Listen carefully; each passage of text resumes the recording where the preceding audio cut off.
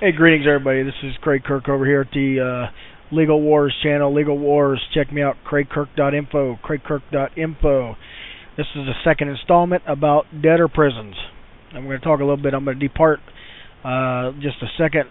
The last show we talked about the letter from the ACLU going to the Honorable Paul Lux, Judge of the Erie County Municipal Court.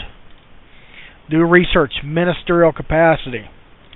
I've heard of it, although I've been presented data with it from a friend out of Texas. He's got a lot of data on ministerial capacity and loss of immunity.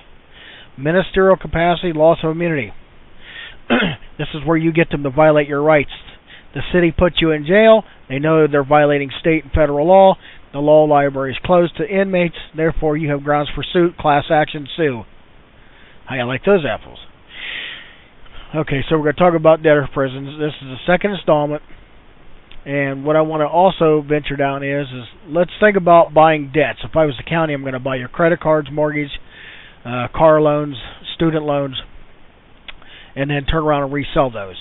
So when you default, I can put you in prison. That's already happened. It's been going on. And it's happened from the ages of time to now. Except for the counties are in straight violation of the old biblical law, thou shalt not steal, and that's what they're doing. They're acting as the creditor sovereign king of the overlords of the people. Therefore, you, us, all of us, are going to suffer under this new system coming in, or it's already here. They just haven't raised it. I have codes from the 1800s for Ohio. The old codes, the Ohio statutes at large, and I can assure you that what we're seeing now is that happening, debtor prisons. So the article goes on to say, and I'm going to recap here. The article mentioned, and you and your docket specifically, once the case mentioned was that of the Tara Guy, who appeared in your courtroom earlier this year and was sentenced to 10 days in jail, a 10-day jail sentence. If she failed to fully pay her fines and costs, the article reported that you have taken the position of defendants who are sentenced to jail for failure to pay still must pay their fines in full, even after they have served their time in jail, and that you do not permit jail time to substitute for fines. If this is true, Erie County Municipal Court's sentencing practices and policies. Remember, you want the judge's policy. Here, judge, I want a policy for this, judge policy for that. Practices appear to be in violation of both Ohio statutory and existing Ohio case law, or common law. Under Ohio law, an individual can only be incarcerated for failing to pay fines incurred at a result of criminal violations. Incarceration cannot be imposed upon individuals who fail to pay court cost. Court cost. These two distinct financial obligations cannot be combined for purposes of incarceration, and they do it all the time. Sue. It's unlawful imprisonment, false arrest, violation of constitutional and international law. The Ohio Revised Code 77, also now in 2012, Title 29, requires a hearing prior to incarceration to determine whether an individual is financially able to pay a fine, and prohibits courts from incarcerating indigent individuals who are unable to pay their fines and court costs. The Ohio Revised Code 2947-14, hearing on ability to pay fine, is an affirmative. This statute only permits incarceration for failure to pay if a hearing is held and the court finds that the individual is financially able to pay a fine but is refusing to do so. Revised Code 2947.14 specifically provides that no person shall be ordered to be committed to a jail or workhouse, slave house, or otherwise be held in custody in satisfaction of a fine imposed as the whole or a part of a sentence, except as provided in section of this section. The letter further goes on to say, there is no language in the statute that allows a court to incarcerate an individual non-payment of fines when the non-payment is due to lack of financial resources. That's the Congress's fault, the state's fault, the Federal Reserve. You cannot control the government and the economy. You cannot control. See, it's a form of slavery, and they're twisting it on you. Because you didn't go to college, we're going to put you in prison. Because you're undereducated, we're going to put you in jail or prison. It's a form of slavery. It's to get you into school, to keep binding over to education, to pay more money. It's straight out slavery. Furthermore, the Ohio Revised Code also requires the fines of incarcerated individuals to be reduced based on the number of days spent in jail.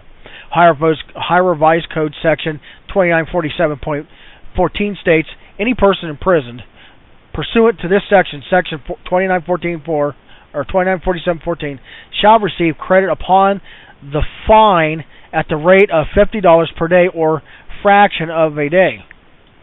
ACLU of Ohio takes the position that the word shall precludes a court from treating this provision as optional, and courts are prohibited from disregarding the mandatory provisions of the statute. Pause. They're creating their own law. It's called under the Home Rule Law. Supreme Court said, yeah, the counties and cities can create their own home rule law. Section 1, Article 1, Section 15 of the Ohio Constitution also provides insight as to how courts should treat non-payment of cost. This section provides that no person shall be imprisoned for debt of any civil action on means or final process unless in case of fraud. Get that? Constitutional prohibition. Ohio case law demonstrates that judges are prohibited from incarcerating individuals who do not pay their court costs, and that incarceration is to fine. Straitman versus Stout, 253 Northeast 2nd, 749, 1969. The Ohio Supreme Court held that, thus, while the government can require that a fine be worked off at a reasonable rate, slavery, because of its punitive, retributive, and rehabilitative interest in the person fined, it cannot require confinement to work off court costs in order to satisfy its contractual interest. Slavery.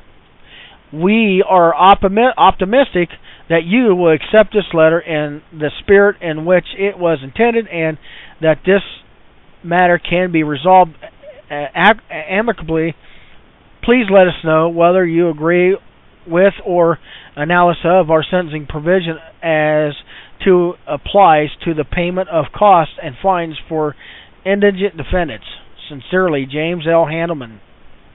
Legal Director, 216-472-2220. ACLU. Awesome letter. These guys did a good job. I like this letter. I've learned a lot from them.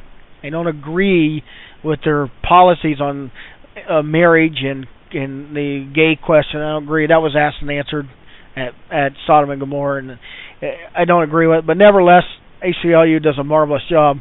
I can't beat them up there. And so, anyhow, this is the second installment, and I'm going to be doing a third installment to the debtor prisons.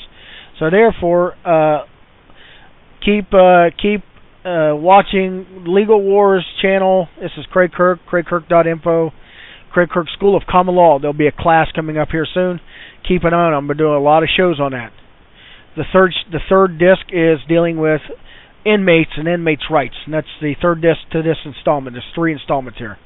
So therefore, ladies and gentlemen, you fellow YouTubers, God bless, learn something, have a brain, have a nice day.